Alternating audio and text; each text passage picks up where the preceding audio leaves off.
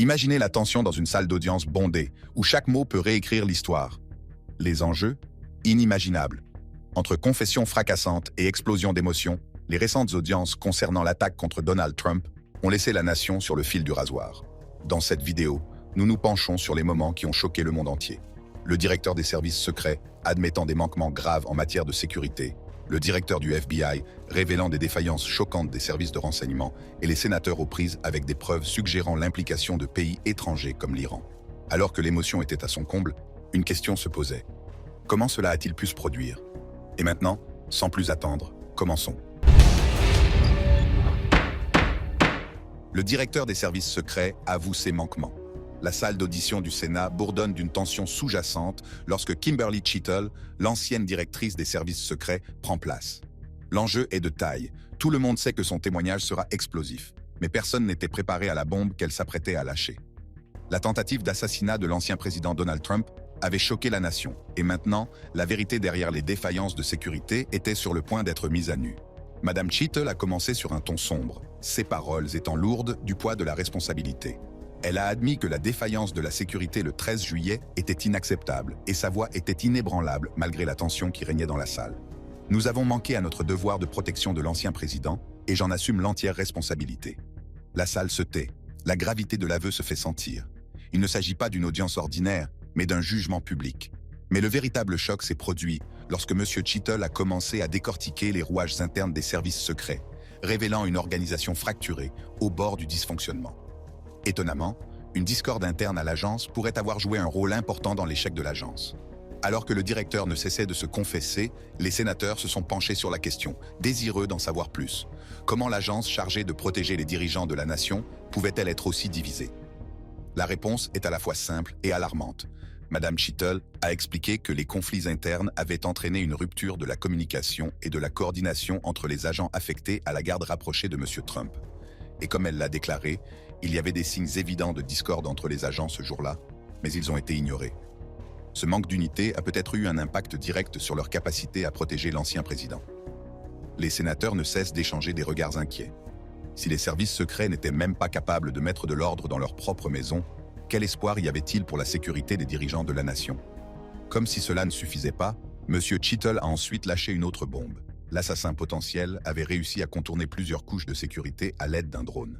Les sénateurs sont stupéfaits. Un drone? Comment les services secrets, avec toutes leurs ressources, n'avaient-ils pas détecté une menace aussi flagrante? La réponse est à la fois frustrante et exaspérante. En termes simples, les aveux du directeur ne signifient qu'une chose. Ils n'ont pas déployé de drone pour la surveillance ce jour-là.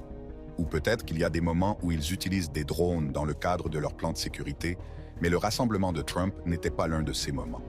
Alors qu'elle continuait à parler, la salle s'est mise à chuchoter. Comment un oubli aussi grave a-t-il pu se produire? S'agit-il d'une simple erreur ou d'une affaire plus sinistre? La révélation suivante n'a fait qu'accroître le sentiment de malaise. Cheatle a révélé que le bâtiment d'où le tireur avait fait feu se trouvait à l'extérieur du périmètre sécurisé. Les sénateurs se sont précipités sur ce détail, demandant pourquoi il n'y avait pas d'agent sur le toit du bâtiment. Le sénateur Comer l'a fait remarquer, sa voix débordant d'incrédulité. La réponse de Cheatle est aussi glaçante qu'insatisfaisante. La salle retombe dans le silence, les implications de ces mots restant en suspens. Comment une chose aussi banale que la météo a-t-elle pu compromettre la sécurité d'un ancien président? Et surtout, qui serait tenu pour responsable? Au cours de l'audition, M. Cheatle a révélé un autre détail troublant, l'utilisation d'agents temporaires pour la protection de M. Trump. Le sénateur Comer a posé la question, et M. Cheatle de répondre « Les sénateurs étaient horrifiés. Comment le secret service, avec ses vastes ressources, pouvait-il faire appel à des agents temporaires qui ne connaissaient pas les besoins spécifiques de Trump en matière de sécurité ?» Mais le représentant Comer n'en a pas fini avec Cheatle. Il a mis l'accent sur le budget et les effectifs de l'agence, brossant le tableau d'une organisation bien étoffée, capable d'assumer toutes les responsabilités. Alors, comment se fait-il que l'agence connaisse encore des échecs colossaux? Et malgré ses ressources, les services secrets n'ont toujours pas réussi à assurer une protection adéquate. Les sénateurs se sont hérissés contre le directeur. Si des milliards de dollars et des milliers d'agents ne suffisent pas, que faudrait-il pour assurer la sécurité des dirigeants de la nation? La frustration dans la salle était palpable, les sénateurs pressant Cheatle d'obtenir plus de réponses. Le sénateur Comer a exigé, sa patience s'épuisant. La réponse de Cheatle n'a guère contribué à apaiser les tensions. L'absence de réponse concrète ne fait qu'accentuer le malaise. Alors que l'audition touchait à sa fin, Mme Cheatle a fait une promesse, celle de réviser les protocoles et les procédures de l'agence. Elle a clairement indiqué que l'agence s'engageait à tirer les leçons de l'incident de M. Trump et à veiller à ce que de tels manquements ne se reproduisent plus jamais. Mais ces propos ont été accueillis avec scepticisme. Les services secrets peuvent-ils vraiment se réformer? Ou ne s'agit-il que de promesses vides destinées à apaiser un public indigné? Lorsque Mme Cheatle a quitté la salle d'audience, le poids de sa confession pesait lourd dans l'air. Les détails choquants qu'elle avait révélés avaient mis en évidence des failles profondes au sein de l'agence chargée de protéger les dirigeants de la nation. Et il était clair qu'une révision complète était nécessaire pour restaurer la confiance du public. Mais alors que la nation était confrontée à la réalité troublante de la perte d'un ancien président, une question restait en suspens. Si les services secrets ne pouvaient pas protéger Donald Trump, qui pouvait-il protéger? Révélation du directeur du FBI sur les défaillances des services de renseignement. L'atmosphère dans la salle d'audience du Capitole était électrique, avec un sentiment palpable d'anticipation. Le directeur du FBI, Christopher Wray, habituellement d'un calme inébranlable, semblait un peu plus rigide lorsqu'il s'est assis. Cette séance n'allait pas être ordinaire. La nation exigeait des réponses, et Wray connaissait le poids réel du test auquel il était soumis. Comment se fait-il qu'un ancien président des États-Unis, entouré de plusieurs niveaux de sécurité, ait été la cible d'une tentative d'assassinat? Comment le FBI, qui dispose de ressources et d'une expertise considérable, a-t-il pu manquer les signes avant-coureurs? Il ne s'agissait pas seulement de questions posées par des législateurs inquiets, mais de questions que se posaient tous les Américains. Et c'est à ces questions que M. Wray devra bientôt répondre. La tentative d'assassinat de Donald Trump a eu lieu lors d'un rassemblement le 13 juillet, un jour qui semble désormais marqué dans l'histoire. Le tireur a exécuté son plan avec une précision qui semble presque surréaliste. Et pourtant, l'aspect le plus étonnant de cette attaque n'était pas la précision, mais plutôt les lacunes flagrantes des services de renseignement qui ont permis son déroulement. Imaginez la scène, un rassemblement, rempli de milliers de supporters, ignorant qu'au-dessus d'eux, un drone plane silencieusement, capturant chaque détail. Pendant 11 minutes, ce drone a scruté la zone, sa présence passant inaperçue aux yeux des agences chargées de protéger l'ancien président. Le drone, retrouvé plus tard dans le véhicule du tireur, est devenu un élément de preuve crucial, un témoin silencieux de la série d'échecs qui ont permis à l'impensable de se produire. Lors de son témoignage, M. Wray a confirmé ce que beaucoup craignaient. Le tireur avait fait voler le drone entre 15h50 et 16h00, soit 2 heures seulement avant l'attentat. La révélation a été accueillie par des halètements dans la salle. Comment une menace aussi flagrante a-t-elle pu passer inaperçue? Le directeur lui-même a semblé déstabilisé, reconnaissant la défaillance de la surveillance qui a permis à ce drone d'opérer sans être détecté. Mais le drone n'était que le début d'une cascade d'erreurs. À l'intérieur du véhicule du tireur, les enquêteurs ont découvert 3 engins explosifs, 2 dans la voiture et 1 à son domicile. Bien que rudimentaires, ces engins pouvaient être déclenchés à distance, ce qui rappelle avec effroi les ravages potentiels qu'ils auraient pu causer. Le laboratoire du FBI procède actuellement à une analyse méticuleuse de ces explosifs afin de reconstituer les intentions du tireur et l'impact potentiel de son plan. Le directeur Wray a ensuite révélé un détail qui, tout en étant quelque peu rassurant, souligne la gravité des défaillances des services de renseignement. Le tireur disposait de récepteurs pour les engins explosifs dans son véhicule et d'un émetteur sur lui. Toutefois, en raison de la position marche-arrêt des récepteurs, les engins n'auraient pas explosé depuis le toit où se trouvait le tireur. Ce détail technique, bien qu'heureux, met en évidence une lacune importante dans les protocoles de sécurité qui a laissé la porte grande ouverte à une catastrophe potentielle. Puis vint la partie la plus effrayante du témoignage. Le tireur avait réussi à tirer 8 coups de fusil AR-15 avant d'être neutralisé par les forces de l'ordre. Les 8 douilles éparpillées sur le toit où il avait pris position soulèvent une question aussi évidente que terrifiante. Comment cela a-t-il pu se produire? Comment a-t-il pu tirer autant de coups de feu avant que quiconque ne puisse réagir? Le directeur Wray a admis qu'il s'agissait d'un point critique de défaillance, une défaillance qui exigeait une enquête approfondie. Bobby Chacon et Steve Moore, agents spéciaux du FBI à la retraite, n'ont pas tardé à exprimer leur frustration. En tant que professionnels chevronnés, ils ont vu leur part de défaillance en matière de sécurité, mais celle-ci, selon eux, est d'un niveau tout à fait particulier. M. Chacon, avec un mélange d'incrédulité et d'irritation, a fait remarquer que le fait que le tireur ait pu piloter un drone sans être détecté et se positionner sur un toit avec un AR-15 constitue une défaillance flagrante de nos protocoles de renseignement et de sécurité. Ces propos ont fait écho au sentiment de beaucoup, une critique acerbe des systèmes qui étaient censés prévenir une telle catastrophe. Le Secret Service, dont le mandat même est la protection des anciens présidents, disposait de drones dans la zone. Pourtant, le drone du tireur est passé inaperçu, un oubli flagrant qui aurait pu déboucher sur une tragédie. Des images vidéo du rassemblement, récemment publiées, montrent des représentants des forces de l'ordre et des agents des services secrets sur le toit, s'efforçant d'évaluer la situation. La confusion et le manque de coordination étaient évidents. Une réponse chaotique qui n'a fait qu'accentuer le sentiment d'échec. À ce stade, on ne peut s'empêcher de se poser la question suivante. S'agit-il d'une simple malchance ou de quelque chose de plus grave? Un problème systémique plus profond, peut-être? Un défaut de communication? Et si c'est le cas, qu'est-ce que cela dit de notre capacité à protéger ceux qui sont au plus haut niveau du pouvoir? Sommes-nous vraiment en sécurité ou nous appuyons-nous simplement sur un système qui est plus fragile que nous ne voulons l'admettre? Bobby Chacon, toujours pragmatique, a insisté sur la nécessité d'un poste de commandement centralisé, d'une plaque tournante où toutes les informations pourraient être transmises et coordonnées. Il a suggéré qu'il devrait y avoir un poste de commandement alimenté par toutes les informations. Selon lui, l'absence d'un tel dispositif a contribué au chaos qui s'est ensuivi et a permis au tireur d'aller aussi loin qu'il l'a fait. Ces propos nous ont rappelé l'importance de la coordination et de la communication, deux éléments qui ont fait cruellement défaut ce jour-là. Au lendemain de cette quasi-tragédie, le directeur Wray a présenté les mesures prises pour éviter que de tels échecs en matière de renseignement ne se reproduisent. Des mesures de surveillance renforcées, une meilleure coordination entre les agences et une formation rigoureuse du personnel de sécurité font partie du plan. Ces mesures seront mises à l'épreuve alors que la nation les surveille de près. Seront-elles suffisantes pour restaurer la confiance dans les agences responsables de notre sécurité ou ne seront-elles qu'un pansement sur une blessure bien plus profonde? La tentative d'assassinat de Donald Trump nous rappelle clairement nos vulnérabilités. Des vulnérabilités auxquelles nous devons remédier si nous voulons prévenir de futures menaces. Preuve de l'implication étrangère.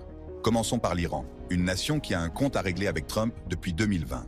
L'assassinat du commandant iranien Qassem Soleimani, autorisé par Trump, a choqué le monde entier. Soleimani n'était pas un chef militaire comme les autres. Il était le visage des opérations extraterritoriales de l'Iran, vénéré par de nombreuses personnes dans son pays et craint par d'autres dans le monde entier. Sa mort a porté un coup terrible aux opérations stratégiques de l'Iran, et ce n'est un secret pour personne que les responsables iraniens ont juré de se venger. Mais cette tentative d'assassinat pourrait-elle faire partie de ce plan de vengeance? Au lendemain de la mort de Soleimani, les agences de renseignement américaines étaient en état d'alerte.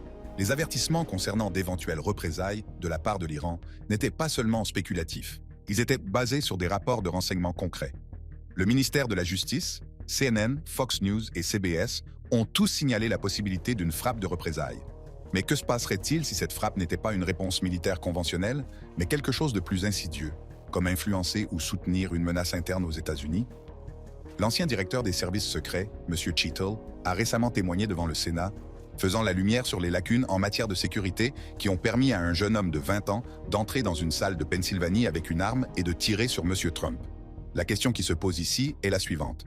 S'agit-il d'un acte de violence commis au hasard par un tireur isolé ou y a-t-il plus que cela? Est-il possible que ce jeune homme ait été un pion dans un jeu plus vaste orchestré par des puissances étrangères? Un assassin iranien ou un autre agent étranger aurait-il pu manipuler les événements pour créer cette opportunité? Il est presque comique de penser qu'un jeune homme de 20 ans ait pu réussir là où des assassins chevronnés auraient pu échouer. Mais la vérité, c'est que les lacunes en matière de sécurité ce jour-là étaient suffisamment importantes pour qu'un camion puisse s'y engouffrer. Le directeur du FBI, M. Wray, était furieux lorsqu'il a découvert que l'évaluation de la menace pour la visite de M. Trump en Pennsylvanie ne prenait pas suffisamment en compte l'éventualité d'une attaque iranienne. À l'heure où les États-Unis sont confrontés au niveau de menace le plus élevé depuis le 11 septembre, avec des terroristes qui auraient franchi la frontière sud, cette négligence est aussi alarmante que déconcertante. La colère de Wray n'est pas déplacée. La communauté du renseignement a été claire. Les États-Unis se trouvent dans un environnement de menace accrue. Les groupes terroristes comme ISIS et Al-Qaïda n'ont pas disparu, ils se sont simplement adaptés. Et comme les rapports des services de renseignement suggèrent que des agents de ces groupes pourraient déjà se trouver à l'intérieur des frontières américaines. Le risque n'est pas seulement théorique, il est bien réel. Alors, ce jeune tireur a-t-il vraiment agi seul? Ou était-il la partie émergée d'un iceberg que nous commençons à peine à apercevoir? L'appel à la démission du directeur Cheatle était compréhensible. Si Trump avait été tué, les services secrets auraient été au centre d'une tempête sans précédent. Le fait que le tireur n'ait été neutralisé qu'après avoir tiré sur Trump est une accusation accablante pour les protocoles de sécurité en place. Mais ne perdons pas de vue l'ensemble de la situation.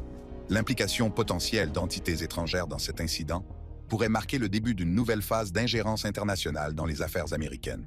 Une phase qui va au-delà des cyberattaques et des campagnes de désinformation pour s'étendre à des menaces physiques directes. Nous avons déjà vu ce type d'ingérence auparavant, bien sûr. L'élection présidentielle de 2016 en est l'exemple le plus notoire. Le rapport Mueller mettant à nu la campagne sophistiquée menée par la Russie pour faire basculer le résultat en faveur de Trump. Mais la Russie n'est pas le seul acteur de ce jeu.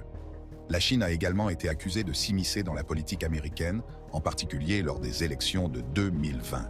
Leurs tactiques vont des cyberattaques sur les campagnes politiques à l'utilisation des médias sociaux pour façonner l'opinion publique. La Corée du Nord s'est elle aussi lancée dans la cyberguerre, l'attaque du ransomware WannaCry en 2017 étant un excellent exemple de ses capacités. Ces incidents montrent que l'implication étrangère dans la politique américaine n'est pas seulement une possibilité, c'est une réalité. La tentative d'assassinat de Trump pourrait bien être un nouveau chapitre de cette saga en cours. Mais que peut-on faire pour l'empêcher? Comment les États-Unis peuvent-ils se protéger de ces mains invisibles qui cherchent à influencer leur avenir? Le renforcement des mesures de cybersécurité est une mesure évidente, mais elle ne suffit pas. Il est essentiel d'améliorer l'échange de renseignements entre les agences et les alliés. Toutefois, la tâche la plus ardue consiste à sensibiliser le public. Le public américain doit comprendre que la menace est réelle et qu'elle n'émane pas seulement de personnages obscurs dans des contrées lointaines, mais aussi de l'intérieur de ses propres frontières.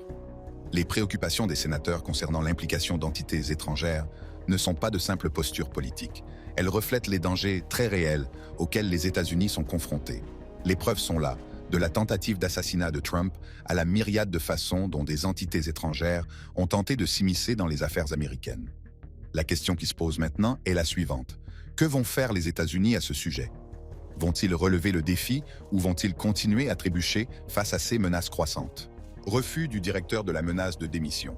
9 jours après la tentative d'assassinat de Donald Trump, la directrice des services secrets américains Kimberly Cheatle s'est retrouvée sur la sellette devant la commission de surveillance de la Chambre des représentants. L'audition était très attendue, non seulement par les milieux politiques, mais aussi par l'ensemble de la nation, désireuse de comprendre comment une faille de sécurité aussi catastrophique avait pu se produire. La pression était palpable, tant chez les républicains que chez les démocrates, désireux de tenir Cheatle pour responsable des failles de sécurité qui ont failli conduire à une tragédie indescriptible. L'audition a commencé sur un ton sombre. C'était comme si le poids de la confiance de la nation dans son appareil de sécurité pesait sur les épaules des personnes présentes. Puis les questions ont commencé, vives et incessantes. Le représentant Mike Turner, républicain et président de la commission du renseignement de la Chambre des représentants, n'a pas perdu de temps. Sa voix exprimait la frustration de millions de personnes qui ont assisté, horrifiées, aux événements de ce jour-là. Parce que Donald Trump est vivant, et Dieu merci il l'est, vous avez l'air incompétent. Si Donald Trump avait été tué, vous auriez eu l'air coupable. Non seulement vous devriez démissionner, mais si vous refusez de le faire, le président Biden doit vous renvoyer, a déclaré M. Turner, ces mots tranchant l'atmosphère tendue comme un couteau. L'évaluation est brutale et la salle retient son souffle. La frustration de M. Turner a été partagée par de nombreux membres de la commission. Ils estiment que les services secrets ont failli à leur mission la plus importante, protéger la vie d'un ancien président. Les implications étaient stupéfiantes.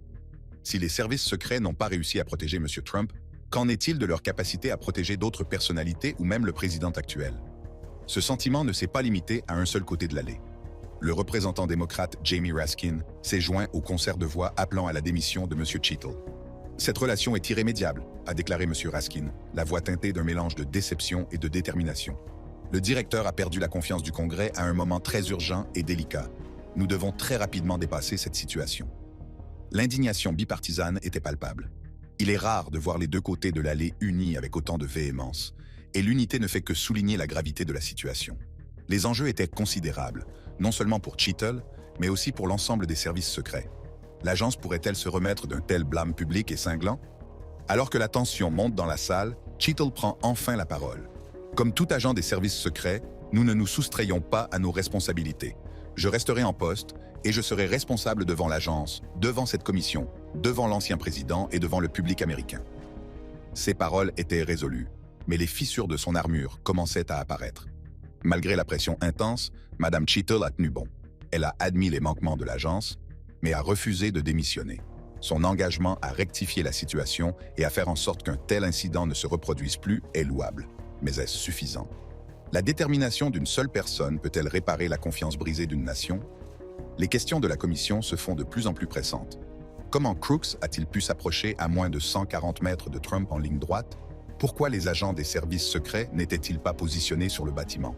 Pourquoi le rassemblement n'a-t-il pas été interrompu après que Crooks a été identifié comme une personne suspecte? Ce sont des questions auxquelles nous devons absolument répondre, a répondu Mme Cheatle. Mais sa réticence répétée à fournir des détails, en invoquant l'enquête interne en cours, n'a fait qu'alimenter la frustration de la commission. La demande de transparence du public n'a jamais été aussi forte, et les réponses semblent frustrantes et hors de portée. La frustration était évidente, et le poids des attentes de la nation pesait lourd dans l'air.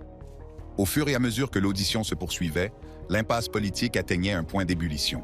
Le refus de Mme Cheatle de démissionner malgré la pression écrasante et les preuves d'échec a provoqué une crise profonde au sein de l'agence.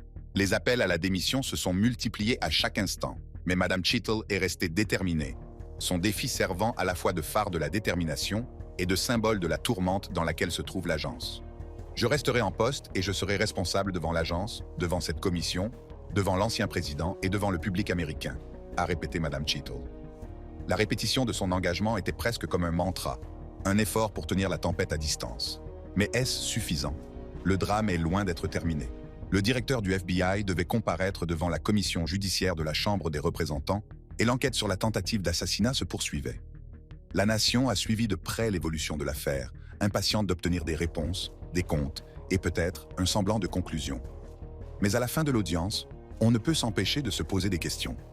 Que dit-on des institutions de notre pays lorsque les personnes chargées de protéger nos dirigeants font l'objet d'un examen aussi minutieux? Les services secrets peuvent-ils rétablir la confiance qui a été si profondément ébranlée? Et surtout, comment en sommes-nous arrivés là? Les crises émotionnelles des sénateurs. L'explosion de la députée Nancy Mace lors de l'audition de la commission parlementaire a clairement illustré les frustrations de tous les citoyens américains.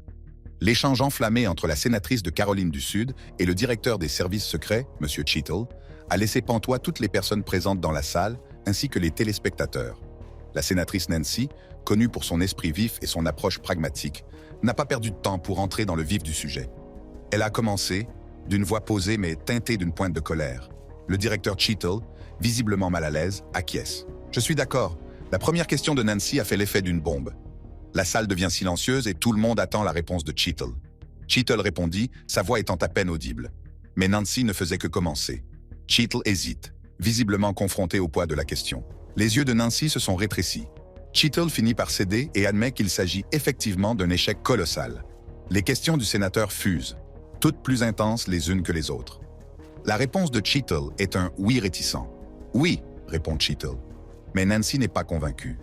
Il a souligné que la commission avait dû émettre une citation à comparaître pour que Cheatle se présente, mettant en doute la transparence de l'agence. Cheatle tente de se défendre, mais Nancy lui coupe la parole. « Oui ou non ?» demande-t-elle. Bien que les questions soient simples, Cheatle trouve le moyen de rester évasif. La frustration de la sénatrice était palpable lorsqu'elle a accusé Cheatle d'être malhonnête. Les mots de la sénatrice étaient comme des poignards, transperçant les formalités de l'audition. La colère de Nancy n'a fait que croître, alors qu'elle continuait à cuisiner le directeur. La réponse de Cheatle est évasive. « C'est non », a rétorqué Nancy. La salle est électrifiée, la fureur de Graham atteignant son point d'ébullition. Les questions incessantes de Nancy ont visiblement ébranlé le directeur Cheatle. Si vous avez aimé regarder cette vidéo, allez voir nos autres vidéos géniales sur la chaîne. Merci d'avoir regardé et à bientôt dans la prochaine vidéo.